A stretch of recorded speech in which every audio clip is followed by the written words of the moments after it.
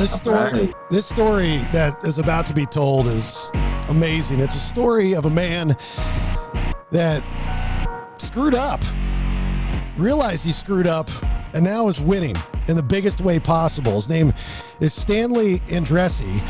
He's got a book, From Prison Cells to PhD. It is never too late to do good. And it must feel good to do these rounds and talk about this book, Stan, knowing where you were, what you did, and what you're now accomplishing. That's pretty remarkable. Yeah, it's a pleasure to be here and talking to you and your audience about, my journey and, what I'm doing now in terms of helping others who have walked similar paths and faced similar challenges and had similar experiences to help them see that, there is this light at the end of the tunnel. And there is if you hold on to hope and you have a bit of support, things can definitely change for the better. Well, Morgan Freeman says in Shawshank Redemption, hope is a dangerous thing. And you're telling people that he is wrong. Red is wrong in the movie, and hope is a beautiful thing, and you should hold on to it, right? Yeah, I think believing in yourself is if you, some might call that hope, but the true form of what I see it as is, and it was for me, and I'll get into that. It was this the system and all the things that led up to me moving into the system kind of stripped away every ounce of like my being, of my human being. Is really this dehumanization process that strips you away of feeling as if you have self-worth and value.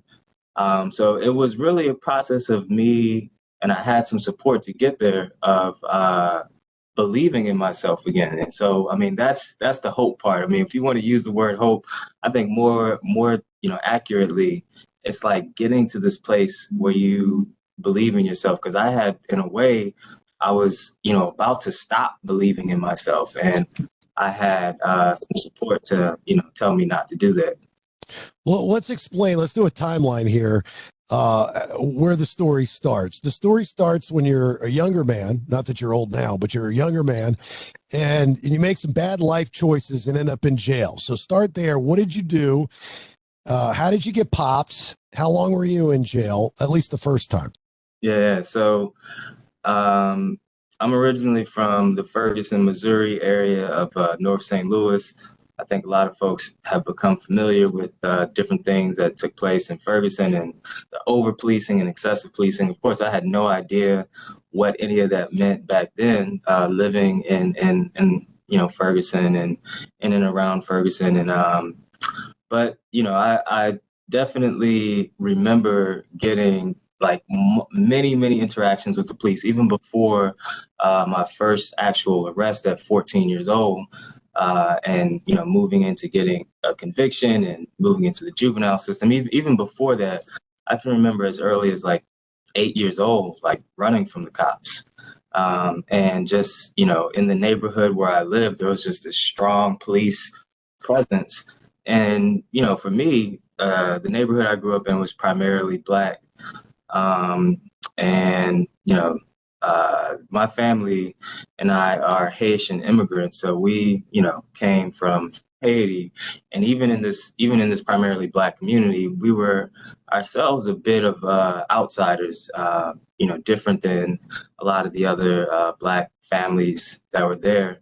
But so I remember just already having this view of the police that they see us as criminals.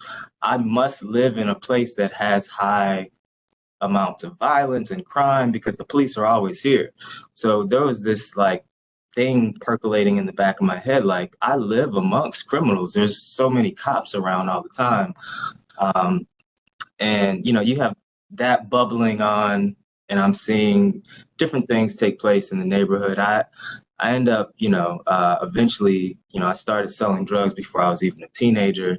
I got involved in selling drugs at a much deeper level as my teenage years went on, to the point, I kind of equated in my book that you mentioned, From Prison Cells to PhD, it's never too late to do good. I equated to, making lawyer doctor money. And by the time I was 19 years old, I was making hundreds of thousands of dollars. So I had progressed pretty quickly in selling drugs. But even before the first arrest, even before getting so deep into selling drugs, um, I can remember back in elementary school and middle school, and definitely by the time high school came around, in school, I was seen as the troublemaker. I had multiple disciplinary actions and, suspensions and detentions. And by the time I got to high school, I was nearly expelled several times. The only thing that was my saving grace was I was a three-sport athlete, and the disciplinary principal was actually my track coach. So he he kept saving me from getting kicked out. Like, we need him. He's a state competitor. So I was a state. Were you taking drugs too? I started. I mean, I think if anyone that's dabbled into using or selling drugs, it all kind of started with. I mean, even my selling started with me smoking a little bit of weed and wanting to get free weed. So, Well, you're not if you sell it, you're not supposed like, if you sell it, you're not supposed to do it, because then I ended up. I didn't. I ended up, getting into selling pills and ecstasy and coke, and I didn't do any of that stuff, but I did smoke a considerable amount of weed, and I think that was the start of me selling was just because me and my buddies wanted to smoke a little weed for free, so we get a little bit extra, smoke a little bit, sell a little bit, and it started off as that. Yeah. But weed's not really a drug. Yeah. Like if you're popping, snorting like I eventually moved to I hear that a lot, and I believe it. It's legal now. But I was selling 100 to 200 pounds of weed every couple of weeks. That's a lot in multiple different states. So at that level, I moved into a completely different territory of like drug dealing, where everyone was carrying guns around, and we're dealing with hundreds of thousands of dollars, tens of each transaction, each of my my smallest transactions were tens of thousands of dollars. So it was definitely a different arena that I had moved into. Sorry, Brandon, just give me a second. Would you consider yourself a product of your environment, going back to, where you grew up, surrounded by law enforcement, the heavy police presence, there's going to be bad apples in every bunch, terrified of the cops, even though you're not doing anything wrong, but you're surrounded by the criminal element. You get to a point where I'm assuming, I don't know, you tell me, Stan, you say, yeah, if everybody else is doing it, they automatically assume we're doing it. I might as well do it. Yeah. And that's where I was kind of getting to. And so that was going on inside my neighborhood, but then inside school, my intellectual capabilities weren't really being nurtured at that time. I was an athlete, so that was being nurtured. I had coaches nurturing that athletic talent and also trying to keep me out and, keep me in school so I could stay in sports, but no one really nurturing the intellectual talent that I had. Where it was being nurtured was in the streets, because I was using the intellect and the savviness to move from selling nickels and dimes to large amounts. But most of the authorities and teachers and people in my life, authority figures in my life, really just saw me as a troublemaker. And really, even before I was arrested for that first time at 14 and moving into the juvenile system, I was already by my teachers and the authorities that were, in my life, seen as a criminal. So I was, I'm seeing criminals all throughout my neighborhood, even, as early as 8 years old, running from the cops. Then in school, no one's telling me that school and intelligence is cool. Instead, they're saying that you're a troublemaker. So yeah, as you just mentioned, it seemed like it was the right, it seemed like it was the path that was set for me. And of course, what I'm kind of mentioning, and I know now, I know a lot more about now. I didn't know then. Again, I didn't know about excessive policing, over policing, nor did I know about the school to prison pipeline. But that's what, people in my neighborhood were set into this pipeline. And, the police thought that we were criminals. The teachers in our lives thought that we were criminals. All that we were good for was, my neighborhood actually has like a high, one of the highest percentages of producing folks that go to the NFL. The particular high school that I was at, or it was in my district, was Hazelwood East, like had the most NFL athletes anywhere of any school in St. Louis. But it's also like one of the like highest crime areas. So it's like all you could be possibly good for is athletics if you're coming out of this particular area. Yeah, but you say there was high policing in one hand, like almost saying it like it was unnecessary, but you've said numerous times that there's a high crime area, and even you wouldn't have gotten into doing what you did if you weren't a product of your environment. Well, I perceived it as being a high crime area because of so many police. I don't know that there was any more drug dealing going on there than the place where I eventually got caught up in, which is slightly outside of St. Louis. This place called St. Charles. It's a predominantly white area. The guy that I was, one of my right hand man, who was also moving, nearly hundreds of 100 pounds per week. He was I call it my Fab Five in the book. So I had about 5 people moving anywhere from 20 to 50 pounds every couple of weeks. He was, one of my top guys was this white guy from this all white area. And I mean, he had his whole city unlocked. And so he's selling massive amounts of drugs. So there's a lot of drug dealing going on there, but there was no police presence there. Right. So, the police presence in my area gave me the perception that there was more crime taking place, not that there was more crime taking place. And that's when you got smart. You're like, I'm going to hire the white guy because there's no cops over there. I mean, that was part of the intellectual savviness. I was like, yeah, smart. I was actually charging twice the price. And he was making a killing because he was charging like quadruple the price. Smart. It was definitely a business. Smart business move. But then when I got popped, I ended up getting caught in this area called St. Charles, primarily white. And the prosecutor, it was my third, by the time I got caught up, and that led to me getting sentenced to prison. It was my third felony conviction.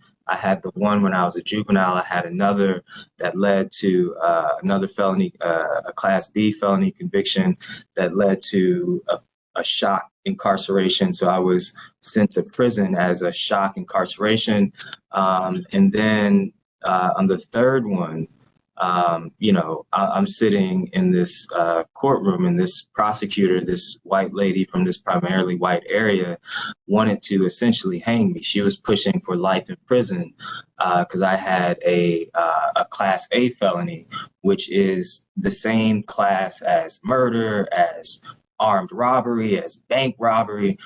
These are considered to be violent crimes. And again, a lot of people, there's some misconceptions about like drug crimes. So you hear drug crimes and you think that it's not that serious. But again, at that particular level, the prosecutor was well aware, and there ended up being this pretty large indictment of a number of different people, and all different types of drugs, as well as multiple guns being confiscated. So the prosecutor was like, this is a drug charge, but don't. She was pushing for life because she felt that I was this dangerous threat to society, and that at the level I was selling drugs, I needed to go away for life in prison.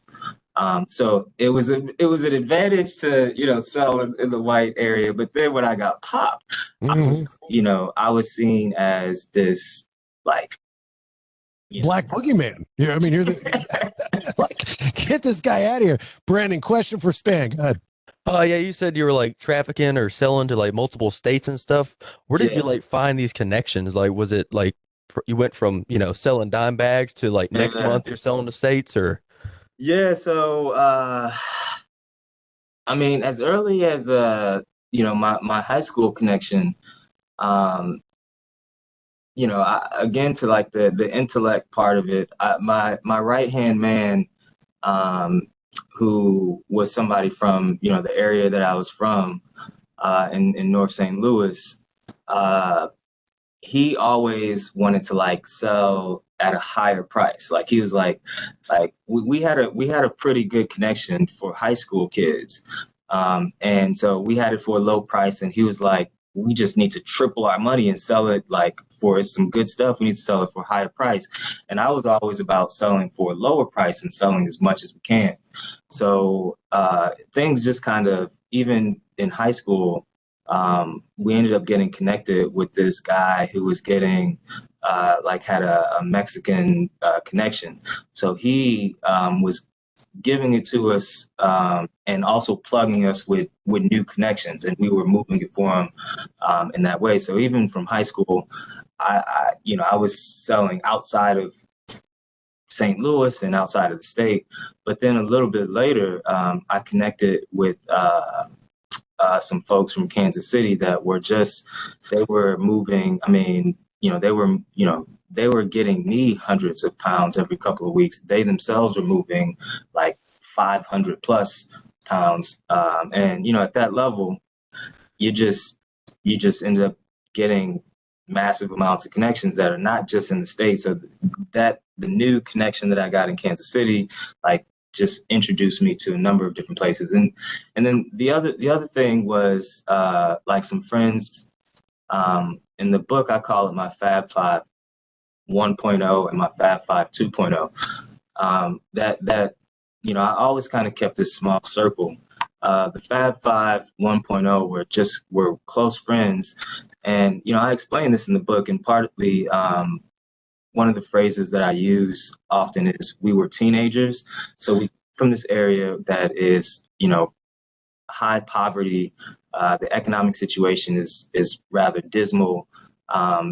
Most of my friends, financially, their families were struggling. So we seen selling drugs as a way to improve our family's economic mobility and financial, abilities. Those first five, eventually some of them kind of moved off. Like one of them went to Miami, one of them went to Atlanta, one of them went to Detroit, and then that was the other way that that I kind of branched off, is connecting with those friends that were part of that original group, and then they went to those cities and kind of were continuing to move weight. Are there worse charges that could be brought up against you if they ever found out back then? You mean from the book? No. I'm just saying, you got popped 3 times. Yeah. That's why, this prosecutor wanted to give you life. But you mentioned, just like we could all imagine, there's more stuff going on. I mean, you're not getting caught for everything. So you got guns involved. I'm sure there was somebody that got killed along the way.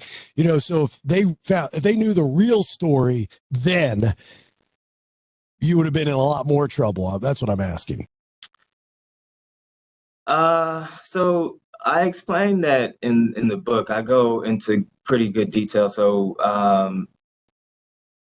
yes, and I actually went to, for this book, I went to a lawyer, and had the lawyer go through the book and see if anything that I was mentioning had any statutes of limitation to it.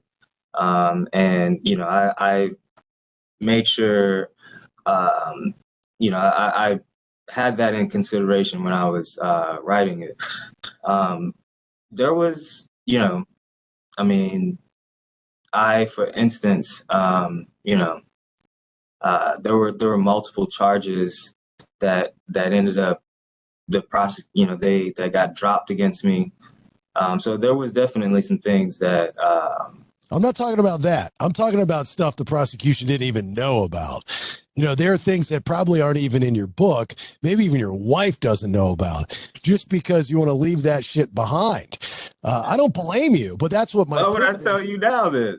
Well, I'm not asking you to tell me now, and I don't expect you to tell me now. I'm just saying that it exists, that this is just half the story, but to protect you and to protect other people, you ain't telling the whole story. And I don't blame you. I wouldn't either. That's what I'm saying. Yeah, yeah, and I allude to that in the book. Um, and I quickly realized, from my Fab Five 1.0, where we were trying to like help out our families. It was really all about family. And then this Fab Five 2.0, which includes this white guy from this predominantly white area, who also, it was actually, you know it was actually like when I started interacting with him, and I learned that like he was carrying a gun around on him all the time, and I'm like, this is like one everyone else on the team is all black, and I'm like, the one white guy is carrying like, I need to be strapped up if the white dude is strapped up, and like if I moved into the territory where the white guy is strapped up, like I mean that was actually one of the turning points that I ended up like started carrying a gun with me for most of the transactions, because I noticed that like my Fab Five 1.0 was, it was family. We were day one friends, that ended up like moving a lot of weight. And then the second group of people they were just business partners. You know they weren't friends, essentially. We loved each other because we were helping each other make a lot of money, but it was just a completely different element to it. So moving forward, that's the bad, by the way, for those listening. That's the bad part. But, my philosophy on bad is you can't have good without it. Luke Skywalker would be nothing without Darth Vader. So in Stan's case, he's going through this. We've seen it a million times or read about it a million times, but not everybody does what Stan does and says, enough is enough. I'm going to use this time in prison to better myself. So when did that click in, and what did you do to begin that process? Yeah. So, going back to what I was mentioning of sitting in that courtroom in my early 20s, and I had this prosecutor painting this picture of me as this dangerous threat to society, and that, pushing for life in prison. She actually sentenced me, or was successful in placing me as a career criminal. So it was essentially Missouri's three strikes law, because I had three separate felony convictions at three separate times. A lot, some folks have like 20. I know people that had like 20 felony convictions, and if you that happened all at one time, like writing 20 bad checks all at once gets you 20, mail fraud or whatever, or, robbing multiple places all in one time gets you multiple robberies, for instance, but it's all in one sitting. So they can't hit you with this particular statute, which says that this is a career criminal. This is a person that on multiple occasions we've given him some type of sanction, and he doesn't seem to. It's been ineffective in helping him change. So it's the three strikes law. Three strikes and you're out. Started in Cali. Many different states picked up different variations. This was Missouri's variation of it, and so what it did was, my crime was originally, my time was 5 to 15. That was my range. It changed my range from 5 to 15 to 10 to life. And she was pushing for the highest. She was pushing for life. Mm-hmm. And she was again painting that picture as like, don't get it twisted. This person is dangerous. And the judge, after all of this back and forth between my attorney and the prosecuting attorney, the judge, in her eyes, granted me mercy and sentenced me to 10 years in prison. And in this moment, I'm in my early 20s. I look relatively young now, as a as I'll tell you what I'm doing now, but shortly here. But if I look young now, I looked really young then, and she's pushing for life in prison, and then I get this 10, and all of this is like sinking in this. I'm in my early 20s, and it was almost this out of body experience when I finally came to realization that she just said, I was sentenced to 10 years in the Missouri Department of Corrections. The first thing that I thought to do was I asked the judge if I could go hug my mother, who at this point was in the courtroom bawling in tears. I'm the youngest of 5. I mentioned we're Haitian immigrants. She really never, I mentioned our family was kind of outsiders even amongst this Black community because we spoke a different language. English is actually my second language that I learned. So, my mom, her kids were all that she had, and her youngest son was going away. So she's bawling. And, I asked the judge if I could go hug her before I went off, and the judge denied me the chance to go hug my mother and, asked to immediately handcuff me and shackle my feet and take me up. I share that often because I had been in and out of courtrooms making bad decisions and entangled in the legal system for some time. But for some reason, like, I had the belief that there was justice in the system and that, the system cared about the people that went through the system. And it was kind of at that moment, it was like hit me as a ton of bricks that the system doesn't see you as a human being. They don't see you as somebody who's deserving of respect and civility to go hug their mother even. And that was repeated like every single day, every single hour, every single minute of incarceration was another event that dehumanized you and said that you weren't really human. You weren't really a person. You aren't a citizen. You don't deserve respect. Like every day, there's just multiple things that hit you. And that's, in the beginning, I was mentioning that it's what prison really does and what the system really does is strips you of your humanness. Like, it dehumanizes you and strips you of all your self-worth and self-value. And so that was the beginning of this, like, hit in the face, like, wow, like, what have I just gotten myself into? And so I went into prison just being told by this prosecutor that I was going to be in this revolving door of incarceration. And so I was moving in that way. I was kind of at the beginning, interacting. I explain this in the book, and I've, maybe you've heard this before, but like the first day of prison, I'm walking in, I'm scared. I wasn't shown it then, but I'm scared. First day of prison, I'm in a maximum security prison, and I don't know what to expect. I have this sack that has like my pillow and bedding in it, and I'm holding in my hand just a single sheet of paper. And on that single sheet of paper is your rap sheet, essentially, what you were charged with. And immediately, like, somebody comes up and, I thought I was about to get into an altercation, like, within the first 30 minutes of, like, walking into my prison wing. And this guy, asked for my sheet, and I was like, do I give it to him? Do I not give it to him? Do I punch him in the face, like, immediately to show that I ain't playing no games? Like, what do I do in this situation? Like, and all this, I'm trying to stay cool. Like, like, I'm not like completely like just, scared and so it was this Mexican guy and this other white guy, and the white guy, convinced me to say, just go ahead. It's we don't mean any harm, man. He just wants to see your sheet. And, he ends up looking at my sheet and he sees what I was charged with, Class A, drug trafficking. He was kind of the guy for the wing. And he was this big time trafficker that got caught up from Cali. And just immediately within like the first 30 minutes of me getting into prison, I was already being propositioned because they saw my level of, I was already put on like a higher pedestal of criminals because of the class of my charge and what they saw about my charge and people that I was affiliated with. And I was propositioned like, you need to hang with me. I'm a big time drug dealer too. I can make you sell more drugs. Like 30 minutes in, and I'm already getting propositioned to sell more drugs. And, having just been told that I was going to be in this revolving door, much of my earlier time was thinking like, why shouldn't I become a better criminal? Because that's all that's going to be expected of me anyway.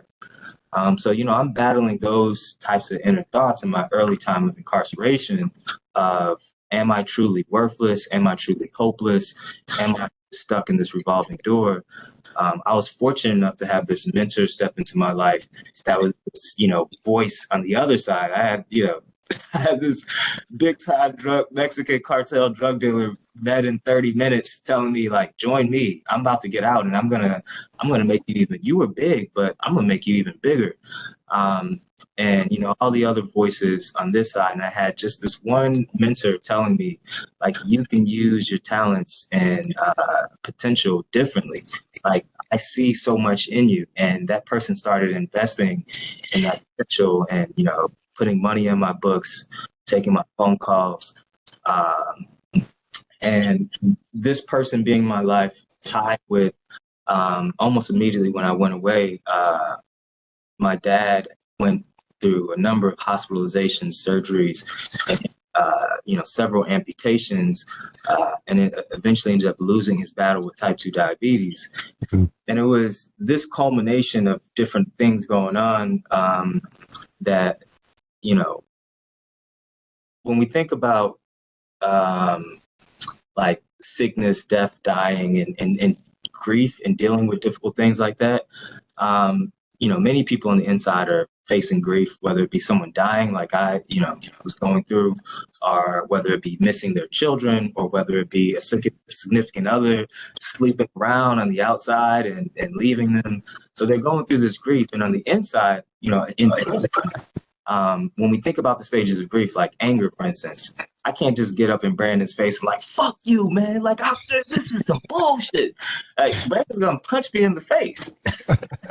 There's going to be harm brought my way. Yeah. So, you can't show anger, which is a natural thing that you do when you're grieving.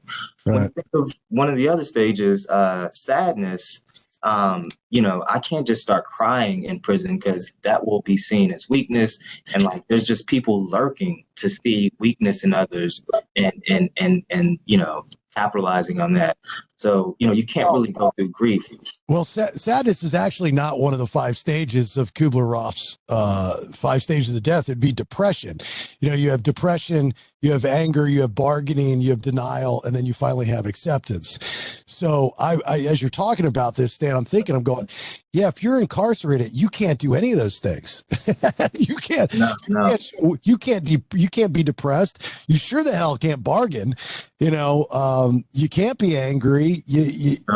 The acceptance is the only thing that you can have, and you've got to find out how to get there. But yeah, that's the final stage, right, where you have to go through all those other stages to get to that stage. And I mean, you can't get there. And for me, what I found is that's actually why what I experienced, there's a lot of people acting out, getting in fights, carrying shanks and things of this nature. A lot of it is because there's so much trauma and grief going on in their life, and they have no channel to release that. And instead they do these, different things. They get involved deeper in prison culture. For me, I took that emotional distress that I was going through and not having a way to properly channel it, and I channeled it into learning about diabetes. So I read my first scientific article on diabetes while I was locked in this cage. And what it did for me was, although my body was, locked in this, my physical body was locked in this prison cell, my mind was freely roaming around the human cell. And that actually kind of helped, and it would, the other thing that it, did besides like helping me kind of expand and free myself, or I should say how it did that, was like these articles were very dense. I had no way of understanding them. Every other word is something you've never heard of before. So it would literally take me days, weeks, even months to read it. So it was like time was passing by just to read one article. So it was that kind of like took me away from the prison culture and really had me dive deep into myself, into thinking what I could be and who I am and who defines who I am. And, I got to this place that I should define who I am, not this prosecutor, not the system, not the incarcerated people that I'm with that are telling me I need to move in this way, that I need to sell drugs in this way. And so that tied with this mentor, which, you know, there was a piece of my faith that was in that process of finding me.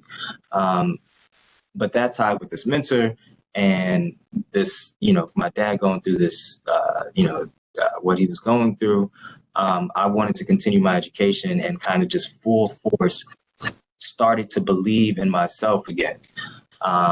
And, you know, when it was time for me to be released, I ended up putting together a number of applications to continue my education. It took months and months to put these together for challenges like you can only get 5 pieces of paper in any given mail. So like when applications were sent from schools, they're like 30 pages long. They all got rejected. I had to find ways to get them in. I had to find ways to write the essays and things of that nature. So it just took a very long time to put these together. And then I had to have someone on the outside helping me and pressing the submit button. Almost immediately as they pressed submit, the very next day, after taking months to put them together, just rejection after rejection after rejection, I was rejected from every single place except for St. Louis University, where this mentor was on the committee. And I got into St. Louis University and just, you know, never looked back. I ended up completing my MBA and PhD simultaneously at the top of my class in much shorter time, eventually moving on to Johns Hopkins, which is the #1 research institution in the country, moving into the endocrinology department, which I started learning about diabetes and endocrinology while I was in that prison cell. Partly how I was ahead of my folks as a class, I had already like learned all of it because I self-taught myself. But, you know, ended up getting into Hopkins and then eventually, you know, moving here to Howard, where I am now as a tenure track assistant professor and endocrinologist. It's amazing that you're able to go from point A to point B. But one thing throughout this conversation that I haven't heard you say, and I don't know if you say this in the book, and I'm assuming you do speaking engagements, because you have such an inspiring story. I mean, it's not just if you go to jail, you can become this. It's got every box checked for, you know, pull up your big boy pants and let's move forward. But I haven't heard you say I fucked up. Yeah. You know, I fucked up a lot. but I think it's important for people to hear that and for you to say it, because you make comments about the judicial system, and I know so it is not the fairest of what you think it is. I get it, but you were a three-time criminal, and their job is not to make you feel good to hug your mother. Their job is, you fucked up 3 times that we caught you, go to jail, you know. But what you did is you said, okay, you know what? That was then, this is now, look at me and how you came out. That's the story, you know? But I slightly disagree with whether their job, I think their job is to make me not do the things that I was doing anymore. And so, you know, what would actually be more effective, instead of dehumanizing and breaking people down and then not giving them opportunities when they're on the inside, you are just creating more criminals. You know, if you don't help folks when they go in and you treat them as if they're nothing and they'll always be nothing, they will continue to be nothing. And if you're not giving them the opportunity, so slight, you know, this I don't know if we have enough time to get into that debate, but that's you know, I agree with you. I agree with you. I don't think, you know, that's we imprison more people in this country than any other country. And a lot of the stuff that we're putting people in jail for is just dumb shit. Right. But the rehabilitation, now, there are certain people that just can't be rehabilitated, nor do they want to be rehabilitated. You know, statistically speaking, you look at pedophiles, they're not being rehabilitated. You know, it's like 70+% come back and do it again when they get released from jail. But if you have somebody like yourself, Stan, and you go in there already see, this is where you had the edge. You were already an intellectual guy. You weren't stupid. You just decided to take the wrong path, even though if having the opportunities at a younger age, you could have been doing what you're doing now then. You just didn't have that opportunity. So you're an enigma. You're an enigma. You're different than the people that go, hey, I can't be Stan. There's no way I'm Stan. I couldn't be Stan, you know? I mean, it's just, you're just a special type of guy. Yeah, I actually talk about that in the book. And I just have a little bit of a problem with feeling that, or like telling the story that I'm exceptional, because I had, and that I'm an exception. When you say that I'm an exception, that is also in my eyes saying that I'm exceptional and other people aren't exceptional, right? And I have a little bit of a problem with that, because I met so many brilliant individuals on the inside. I think it was, there's actually a lot of people that had the intellect that just, it wasn't nurtured in the way that I was fortunate enough to eventually get it to be nurtured. And I think that there's a misconception. I don't think that we figured out what that percentage is that is irredeemable. And I think we think of it as I think where we're at now, we think it's a higher percentage than what it really is. And partly in my book, the argument of the subtitle of the book is "It is never too late to do good." This is actually a phrase. I mentioned that my family and I are Haitian. This was a phrase that my dad used to tell me. He of course used to tell me it in Creole, which was "Il n'est jamais trop tard pour faire bien." The actual translation is "It is never too late to do good," but the true meaning that he was telling me was, "It is never too late to reach your full potential, and it's never too late to do the right thing." So for him, he saw this teenage kid making a bunch of poor decisions, getting so deeply entangled into these dangerous situations. Yet, from his eyes, he was saying that, "I believe in you. I just need you to believe in you." When you start believing in you, then you will see the value that you can bring to yourself and others. And he had this like level of patience that he believed that I was going to get there. Of course, I ended up losing him before, he can see that I started to understand what he was trying to deliver. But I think what his message was is a powerful message to the system. The system does not believe in people. This prosecutor was okay with sentencing me to life in prison. If I had gotten life in prison, you would never be having this conversation with me. I would never be where I am now, right? Because I'd be in prison. Like, how many people are in prison that could have been me, but they have a life sentence.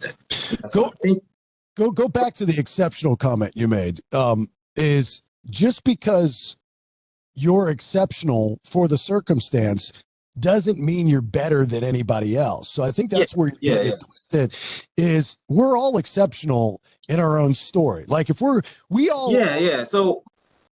should be the star of our own movie. There's no reason to be in our movie if we're not going to be the star. Nobody wants to be the co-star or the extra. So in order to do that, you have to do exceptional things within your story, right? That's what you do. Yeah. And I think that, everyone has everyone's, the book, the challenges that I go through, everyone doesn't go to prison, right? But everyone goes through challenges and barriers and difficult situations, and everyone has people in their life that some believe they can do something, some believe they can't do something. And partly the book is helping people understand that this is a way to have this inner strength, resilience to do things that some people say that you couldn't have done. So in that way, it applies to a lot of people. But the exceptional, I just, in the book, I explain that there are a lot more people than the system thinks that have the ability to do what I do. But what's missing is access and opportunity. So, my argument is that we need to find ways to increase access and opportunity to true rehabilitation. Yeah, I'd agree with that. Brandon can tell you firsthand. I mean, look at that face, Stan. He's an exceptional human being. Tell Stan how exceptional you are, Brandon. Oh, very exceptional. I found out today that blue Sharpies do not taste like blueberries. Look at that. That's exceptional, Stan. That's next level. Look, I'm going to let you go. I really hope people get your book, From Prison Cells to PhD. It's never too late to do good. I think you're an exceptional person. I really do. I think the story appreciate that. is my mom does too. Yeah, it's one of triumph and one of overcoming adversity, which I'm a big fan of. You know, when you're dealt, you don't just lay down when adversity hits you. You got to stand up and you got to rise above it. So you did that in a huge fucking way. So Thank get you. the book, From Prison Cells to PhD. It's never too late to do good. Stan and Andrisse, thanks for coming on and thanks for all the time. We appreciate you. It's been a pleasure. It's been a pleasure. Thank you. All right, talk soon. Take care. Bye-bye.